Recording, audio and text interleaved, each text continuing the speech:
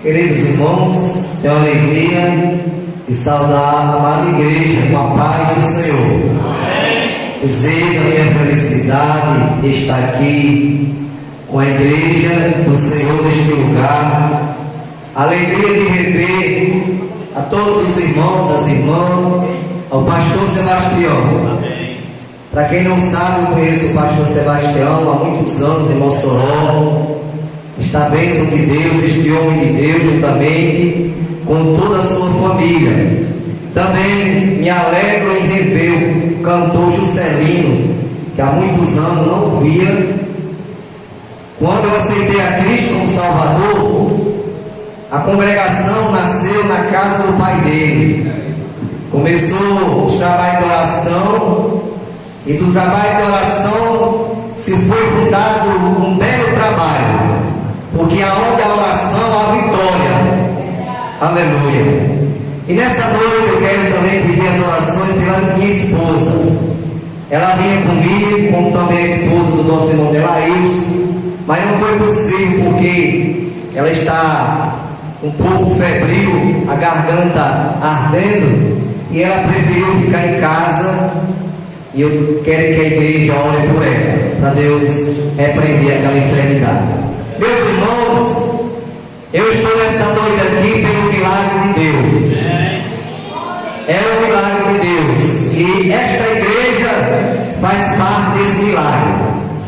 Deus cura de duas formas: imediata e instantânea. E eu creio que Deus está trabalhando na minha vida, pois a situação que eu me encontrei e que me encontro agora, irmãos, só o poder de Deus, só a mão de Deus sobre a minha vida. Meus irmãos, eu serei rápido, o tempo corre rápido. Eu quero ler com a igreja Epístola de Paulo a Tito, capítulo 2, versículo 11 ao versículo 14. Paulo fala sobre a graça da salvação a manifestar-se a todos. E eu louvo a Deus, irmãos, por estar participando hoje da primeira ceia aqui nesta igreja. Primeira ceia do ano de 2023. Para mim é uma alegria. Diz Paulo, a carta a Tito 2:11 ao 14.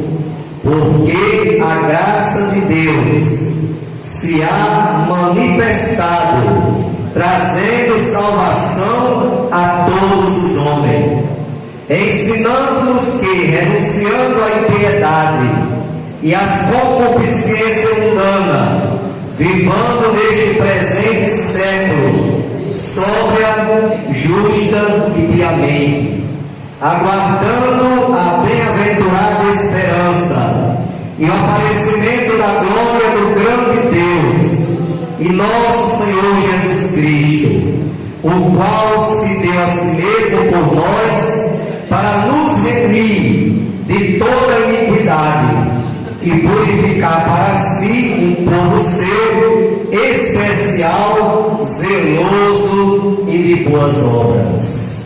Queridos irmãos, igreja, louvamos a Deus e agradecemos a Ele por tudo que Ele tem feito em nossas vidas, pela nossa salvação, por Ele ter nos salvado e ter nos colocado em lugar de príncipe.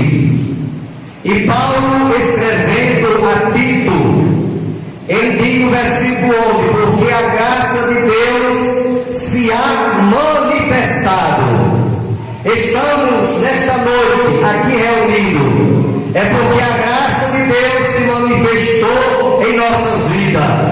O braço de Deus nos alcançou. Por isso que aqui estamos, na presença do Senhor, o adorando e o glorificando, sabendo que só Ele é o Deus que merece honra, glória e louvor.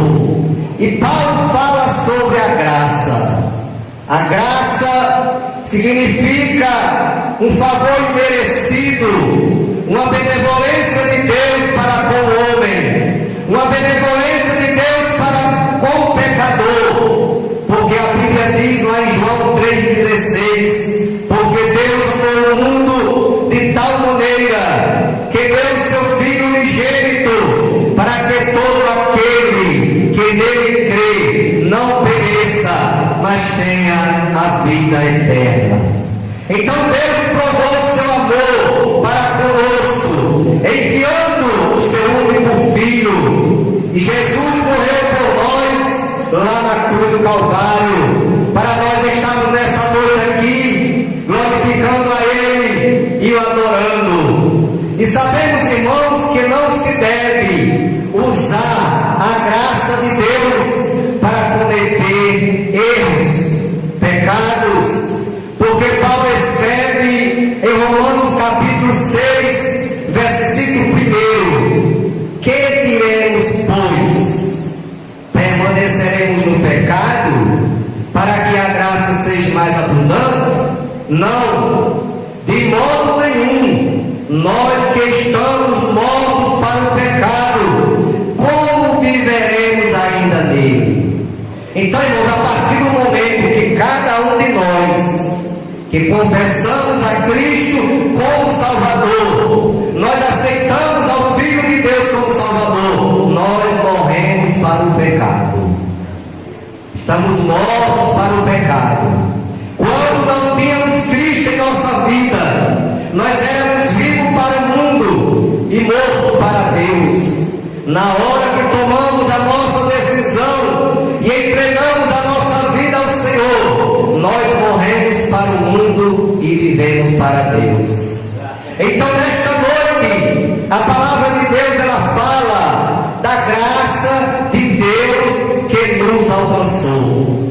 Paulo escrevendo Romanos capítulo 8, versículo 1: portanto agora nenhuma condenação há para os que estão em Cristo Jesus, que não andam segundo a carne, mas segundo o Espírito.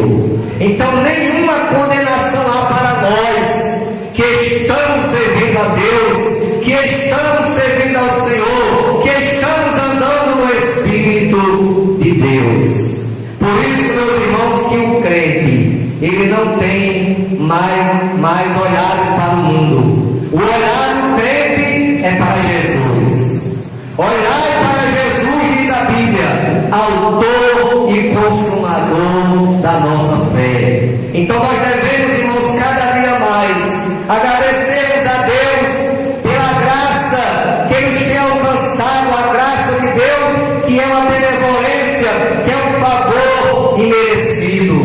Aí Paulo ensinando aos Colossenses capítulo 4, versículo 5, versículo 6, ele nos ensina, porque eu digo e costumo dizer, irmãos, que eu só erro se eu quiser. Agora a Bíblia me ensina o certo e o errado.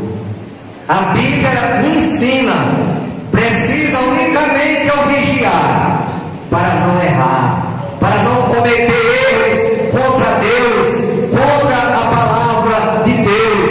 E Paulo ensina lá em Colossenses 4, 5, 6: andai com sabedoria para os que estão de fora. Irmãos, cada um de nós que estamos aqui, nós devemos andar com sabedoria para os que estão lá fora, porque nós somos, como diz a palavra, temos uma tão grande nuvem de testemunha. E assim como aquela mulher olhava para Eliseu, todos os dias que Eliseu passava, e ela observava Eliseu, porque o crente, irmãos, ele é observado. O crente é observado. E todos os dias que aquela mulher observava Eliseu, Eliseu passava e ela observava, e ela olhava para Eliseu, e ela ficou tão inquieta que ela chamou o seu esposo e testemunhou de Eliseu e disse: veja que este homem é um santo homem de Deus.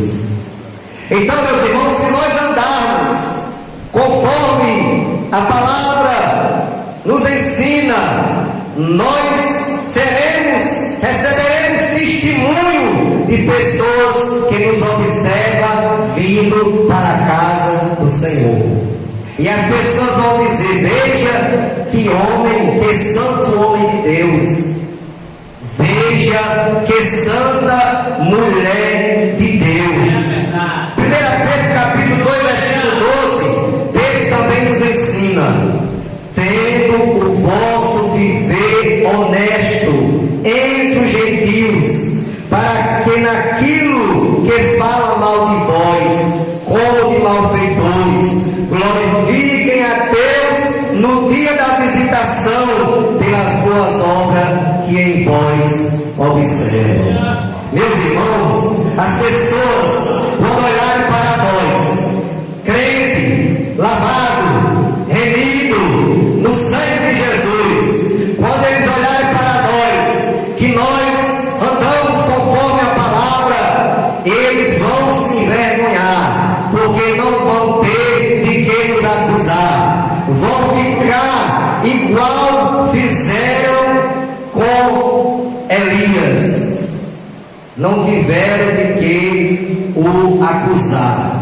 Aleluia, porque é um santo homem de Deus, um santo profeta de Deus, como também com Daniel, que procuraram acusar a Daniel, procuraram defeitos em Daniel e não encontraram. Por quê? Porque Daniel andava conforme a palavra do Senhor. Aí Paulo continua nos ensinando nesta noite, versículo 12, ensinando-nos que, renunciando à impiedade e às concupiscências mundanas, vivamos neste presente século sóbrio, justo e piamente. Então Paulo aqui, irmãos, ele nos ensina que devemos renunciar à impiedade e às concupiscências do engano.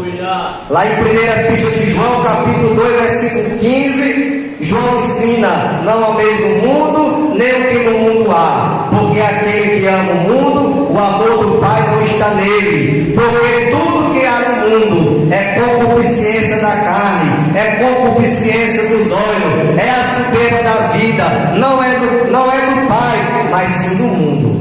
E o mundo passa, e as suas concupiscências, mas aquele que faz a vontade de Deus, esse permanece para sempre. Então, igreja, tudo aqui passa, passará o céu e a terra, mas a palavra de Deus, ela não há de passar. E nós somos um povo escolhido por Deus, para guardar a sua palavra, para obedecer a sua palavra, e temos que renunciar a impiedade e as concupiscências mundanas, para que possamos estar no centro da vontade de Deus, porque Jesus está voltando. Lá em Mateus capítulo 16, versículo 24, Jesus fala, Jesus convida, Jesus diz: aquele que quiser vir após mim, negue-se a si mesmo, tome a sua cruz e siga-me. Jesus, ele faz uma convocação, ele diz: aquele que quiser, porque servir a Deus, não é obrigado. Ninguém é obrigado a servir a Deus, ninguém é obrigado a ser crente. Nós somos crentes porque nós queremos ir morar no céu. Porque uma vez um irmão perguntou para o pastor: pastor, eu posso fazer isso, eu posso fazer isso, eu posso fazer aquilo? E era tudo coisa errada, sabe? Aí o pastor disse: meu filho, você pode fazer tudo isso, só não pode ir para o céu. Aleluia. Então, meus queridos irmãos, Jesus diz: tome a sua cruz e siga-me. A cruz da renúncia. Cada dia nós temos que renunciar a nós mesmos, como está escrito lá em Marcos, capítulo 8, versículo 34 ao 36. E chamando assim a multidão com seus discípulos, disse: se alguém quiser vir após mim, negue-se a si mesmo, tome a sua cruz e siga-me. Porque qualquer que quiser salvar a sua vida, perdê-la-á. E qualquer que, por amor de mim, do Evangelho, perder a vida aqui, se salvará. Porque que adianta o homem ganhar o mundo inteiro e perder a sua alma? igreja. Muitos aí lá fora não querem aceitar a Jesus, fica dizendo: eu vou gozar o mundo, eu vou gozar a minha mocidade, o mundo é muito bom, aqui a gente pode fazer tudo, se for para a igreja não pode fazer nada disso, eu prefiro ficar no mundo. Mas a Bíblia está dizendo, Jesus está ensinando, o que é que adianta ganhar o mundo inteiro e perder a sua alma? Jesus conta a história daquele homem que olhou para tudo que ele tinha, era um homem rico, um rico avarento, aleluia, e aquele homem derrubou todos os seus celeiros, seus depósitos, e construiu outros maiores, e mandou encher de mercadoria, e disse assim: minha alma agora come e bebe e folga. Mas Jesus fala aqui na palavra que ele ouviu uma voz dizendo: louco, se perder a tua alma, o que você tem preparado? Então não adianta ter tudo aqui na terra e perder o céu. É melhor perder a vida aqui e ganhar a vida lá, irmãos. Aleluia. Aí Paulo diz no versículo 13: aguardando a bem-aventurada esperança e o aparecimento da glória do grande Deus e do nosso Senhor Jesus Cristo. Irmãos, nós estamos aguardando Jesus voltar. Não tem mais tempo de ninguém brincar de ser crente, irmão, porque Jesus, ele não falou o dia e nem a hora. Jesus está voltando. Ele diz que nem o dia nem a hora ninguém sabe, nem os anjos do céu, mas unicamente meu Pai. E assim como foi nos dias de Noé, também será na vida do Filho do Homem. Porquanto nos dias anteriores ao dilúvio comiam, bebiam, casavam-se, davam-se em casamento, até que veio o dilúvio e não perceberam e levou a todos. Antigamente, irmãos, os irmãos conhecem, a igreja conhece, Noé pregou, ninguém acreditou, ninguém quis. Quando Noé entrou na arca com os animais, mandou os judeus fechar a porta, Deus selou por fora, aí Deus mandou água do céu, abriu as comportas do céu, mandou o dilúvio sobre a terra, choveu 40 dias e 40 noites. Aí quando o povo vira, irmãos, a água descer do céu, a chuva, aqueles pingos, devagarinho ali, começou a chover, começou a engrossar aquela chuva, e ali a Bíblia diz que choveu 40 dias e 40 noites. E as pessoas ali, irmãos, quando viram aquilo, correram para a arca, começaram a bater: abre-nos, Noé. Mas era tarde demais, irmãos, porque quando Jesus voltar, não há tempo de eu me preparar. Eu tenho que estar preparado. Jesus conta a parábola das 10 virgens. Eram 5 loucas, 5 prudentes. As 5 loucas era aquele tipo de crente que não se prepara, não tem oração de reserva, não tem azeite de reserva, se conforma só com o que tem. As 5 prudentes é aquele crente que, além de ter oração de reserva, ainda tem na lamparina. A lamparina tem azeite de reserva, porque é vigilante. E a Bíblia diz que todas as 10 virgens esperavam o noivo voltar. Só que todas as 10 adormeceram. E lá para meia-noite se ouviu um clamor: ó, vem o noivo! E todas as 10 se despertaram, porque eram todas as 10 crentes. Só que havia uma diferença. E Malaquias diz que naquele dia se verá a diferença daquele que serve a Deus e daquele que não serve. E havia uma diferença, por quê? Porque as lamparinas das 5 prudentes estavam acesas e tinha azeite de reserva, e as lamparinas das 5 loucas estavam se apagando. E as 5 loucas foram ao encontro das 5 prudentes e disseram: dai-nos do vosso azeite. E como as 5 prudentes eram prudentes, disse: não, possa ser que falte a nós, vai e compre. E elas foram comprar. Aí, irmão, não deu tempo. Quando voltou, a porta já estava fechada. Isso aqui é o sinal, irmãos, que precisamos estar preparados, porque Jesus está voltando a qualquer hora. A trombeta vai tocar. Paulo escrevendo diz que no abrir o olho e fechar é muito rápido. É uma coisa rápida demais.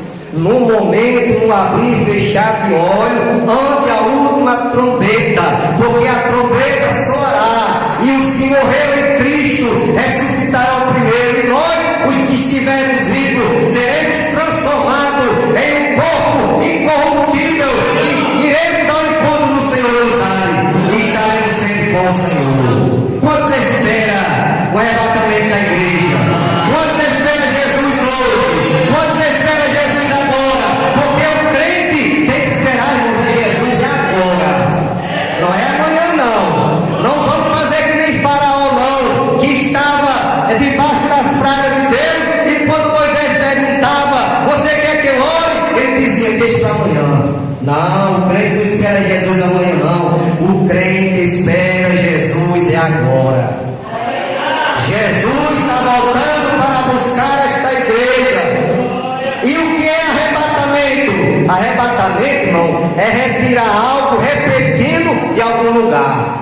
Quando a trombeta tocar, irmão, rapidamente a igreja será arrebatada. E triste será para os que ficarem. Triste será para aqueles que não estão se cuidando, não estão cuidando da sua vida espiritual, porque será pego de surpresa. Aleluia, porque não há tempo para se preparar. 1 Coríntios 15:52, aonde já citei aqui Paulo escrevendo, aí também diz, quem participará do arrebatamento? O arrebatamento, irmão, é para aqueles que confessam a Cristo como Salvador. Jesus diz assim, aquele que me confessar diante dos homens. Olha que Jesus, ele usa o plural, não é o singular não. Ele coloca os homens, porque tem gente, irmão, confessando o seu pecado ao homem, que é mais pecador do que ele. Nós temos que confessar perante os homens. Aquele que me confessar perante os homens, eu confessarei perante o meu Pai que está no céu. Então o arrebatamento será para os que confessam a Cristo, aqueles que nasceram de novo, porque tem que nascer de novo. Jesus disse para Nicodemos, na verdade te digo, que aquele que não nascer de novo não pode entrar no reino de Deus. Então é para os que confessam a Cristo, é para aqueles que nascem de novo, porque quem nasce de novo é nova criatura. Ele passa a ser nova criatura, um novo cidadão. Aleluia. Porque Paulo diz, se alguém está em Cristo, nova criatura é. As coisas velhas já passaram, eis que tudo se fez novo. Aí às vezes, irmão, nós somos surpreendidos quando estamos evangelizando com algumas pessoas que não é crente. Aí diz assim, todo o passado do crente é sujo. Verdade. Quando a gente não era crente, nós vivíamos na sujeira mesmo. Só que a gente canta aquele corinho, não quero saber quem eu é, eu quero saber quem eu sou. Hoje, eu quero saber quem eu sou hoje. Um novo homem, uma nova criatura, um servo de Deus vai morar no céu. E em terceiro lugar, irmãos, o arrebatamento é para aqueles que permanecem até o fim. Mateus 24:13, Jesus diz, mas aquele que perseverar até o fim, esse será salvo. Meus irmãos, eu não vou mais prolongar, as horas não me permitem mais, mas que fiquemos com esta palavra nesta noite, estejamos cada dia mais vigilantes, aleluia, mais esperto, porque eu creio que cada dia que passa, que nós estamos vivendo dias que já foi dito por Paulo, lá atrás. Paulo escreveu que haveria tempos trabalhosos, irmãos. Homens amantes de si mesmos, presunçosos, iracundos. E nós estamos vivendo esses dias, irmãos.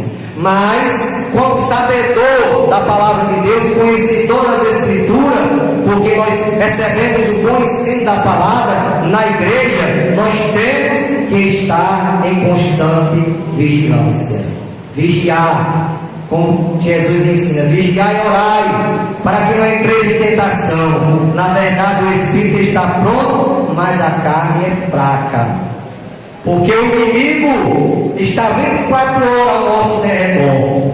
Pedro escrevendo diz que o inimigo anda ao nosso derredor, bramando como leão, procurando a quem possa tragar. Só tem um detalhe, irmãos, que o anjo do Senhor está ao nosso redor. Aí o salmista diz: o anjo do Senhor acampa-se ao redor dos que o temem e os livra.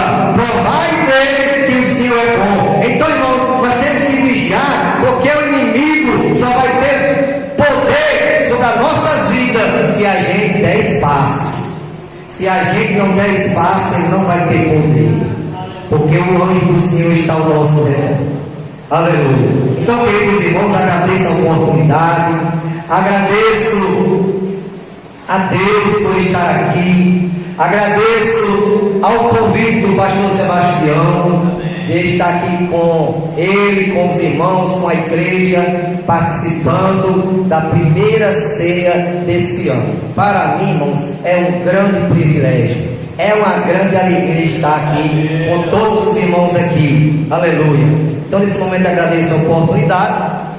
Volto o microfone a ele, que ele vai celebrar a ceia do Senhor. Os irmãos, continuem orando por nós, que nós devemos continuar orando.